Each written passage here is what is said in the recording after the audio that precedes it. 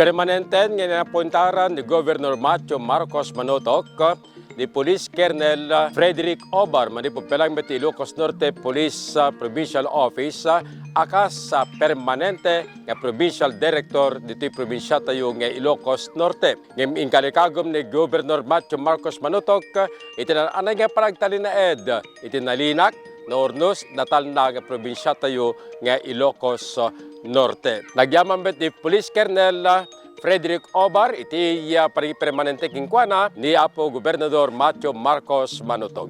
Belated happy birthday, PD Obar. I would like to begin by expressing my heartfelt gratitude to the Almighty God for giving me this opportunity to serve as the acting provincial director of the magnificent province of Ilocos Norte.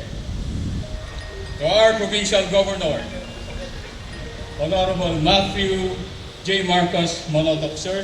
Manipod mismo iti provincial capital, RJ Pinera, narimat karapaap, intay amin maragpas.